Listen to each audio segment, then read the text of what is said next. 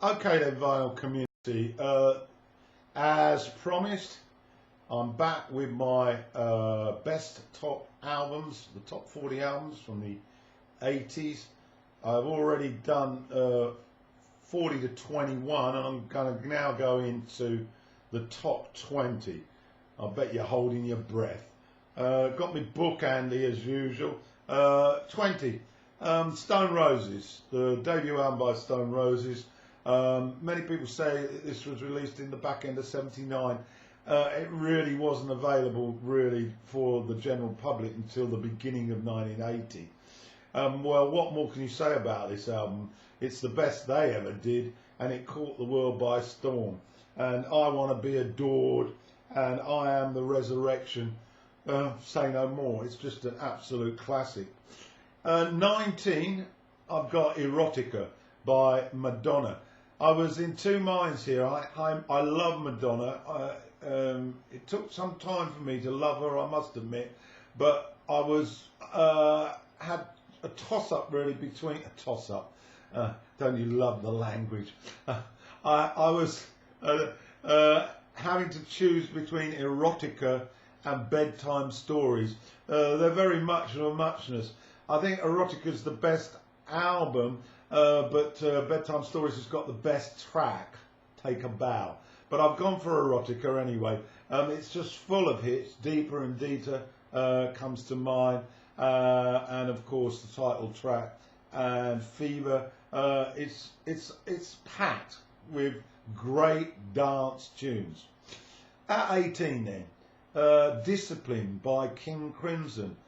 This is a sort of what might be regarded as a sort of new King Crimson after they had a few years off, and it launched Bill Bruford and Adrian Belew into this band alongside, of course, Robert Fripp, and this is a beauty. The pick of the bunch is probably Mate Kudisai. And I really do like this. It's got 70s sort of King Crimson with a more updated version, but very complex music, very talented men. 17, debut albums. Yeah, there's a lot of debut albums on this selection of mine. I tend to go with debut albums a lot. I think this is when you catch albums at their most honest, really, when they haven't gained any fame, so they're not likely to compromise. And this debut album is Raintown by Deacon Blue, the band from Glasgow. It's a really cracking debut, and He Looks Like Spacer Tracy is the top song here, although the title track is a great rock song. 16. Well, every decade would probably have a handful of Van Morrison albums. I've chosen Poetic Champions Compose. I've just put a video of that up. It's not a full video, but it's certainly more than the 30 seconds I'm going to talk about it here. Of course, it's got the classic Someone Like You, which was in a soundtrack of the same movie. That was with Charlize Theron and Keanu Reeves. It's a beautiful movie, a very sad movie, and the Van Morrison tune really encapsulates it. 15, some of you might not know this one. It's called Show People, and it's by Marie Wilson. It's got a very 50s style cover, and a lot of the music is very 50s style as well. She's got a great voice. The tunes are really full of Phil Spector-ish type influences. It's a class act. She didn't make many albums. In fact, she wasn't successful at all.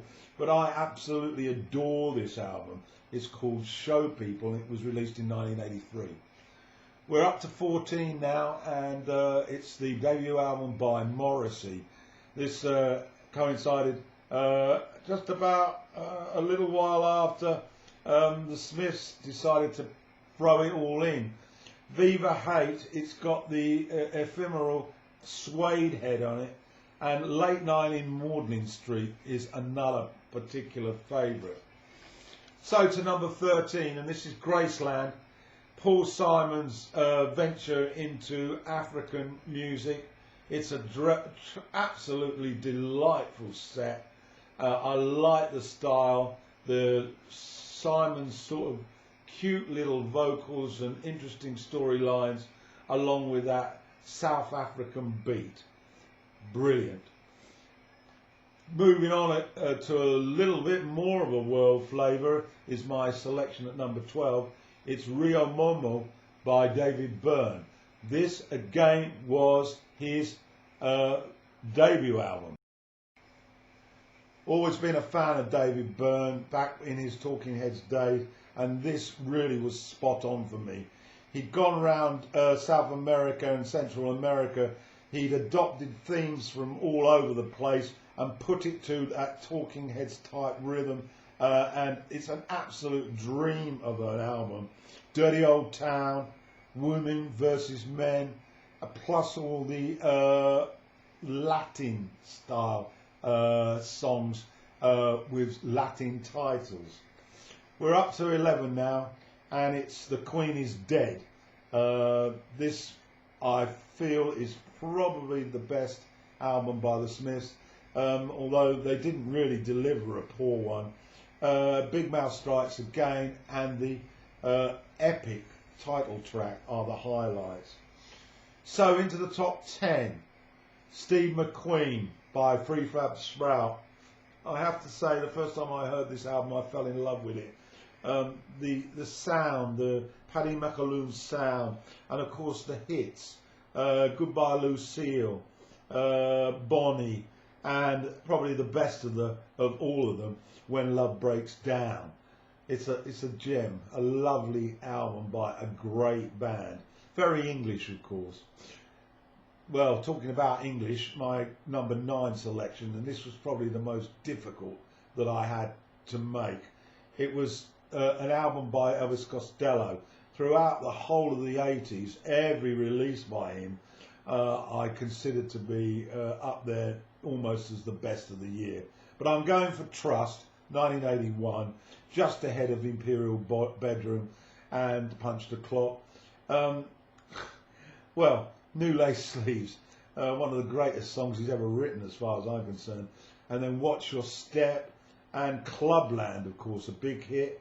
And You'll Never Be a Man, that sort of strong sort of blues type song. Absolutely brilliant album by Elvis and the Costello and the Attractions. Sorry. 2-8, David Bowie, Scary Monsters and Super Creeps. Yeah, I got into this a little late, it has to be said, but the two singles, of course, Ashes to Ashes and Fashion, and then It's No Game, Part 1 and Part 2, a tour de force from David.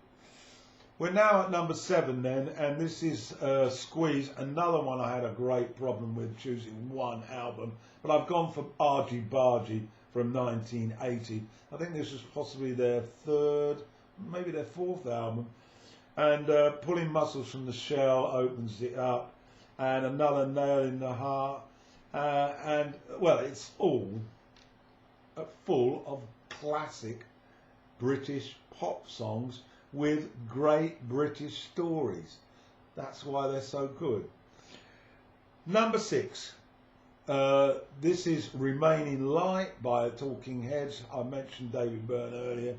This is an awesome piece of work. I really like it, and I would stress that you should compare this with a recent release in 2018 of exactly the same album by the Benin diva Angelica Kidjo. But with reviewing, talking about Talking Heads, The Great Curve, Crossing Out Punches. It's a beauty, this. It's a rhythmic chasm of delight. So we're up to number 5 now. Another debut, Rattlesnakes by Lloyd Cole and the Commotions. When this came out in 1984, I just couldn't stop listening to it. Perfect Skin, the single, Speedboat, and Forest Fire. That's my favourite on here. We're now down to the top 4. I bet you're guessing now what they are. Number 4 is Boy by U2, released in 1980. The first time I heard this album, I was in a restaurant trying to chat up a rather pretty girl who became my wife. So it's a pretty memorable night, that, and it was even more memorable because they had Boy on the sound system, turned down quite low for a romantic setting, but nevertheless, even though I had this beauty in front of me, I couldn't resist lapping up the sounds, and I still believe it's their best. I Will Follow, Out of Control, and the En Quatre Deux I find enchanting. That's Boy and number 4. So we're into the top 3 now. At number 3 is the purple one, Sign of the Times by Prince. It took me a long time to get into Prince, but once I got hooked, that was it. This is a double album which encapsulates all the best in Prince music. There's no fillers in here. There's no sort of funky 10-minute jams just to sort of satisfy Warner Brothers recording contract. This is huge. It's got tracks that were hits, of course. You've got The Look, but things like The Cross, absolutely awesome piece of work, and of course the title track that sets us all off. We're now down to the top 2 then, and at number 2 it's the Pretenders, their debut album. There's a surprise. Released in 1980. Got a lot of fond memories of this. I was at college at the time. Precious, Up the Neck, and the singles, of course, Kid, Stop That Sobbing, and Brass in Pocket. Chrissie Hynde, I Love You. And so to number 1. I've just done a video of this album, which is going to go into it in far more depth than I'm going to do here. But I had to choose it. It's by Dixies Midnight Runners, and it's called Don't Stand Me Down. Their 3rd effort, and a lost classic. 1985, my favourite album of the 80s. Don't Stand Me Down by Dixies Midnight Runners.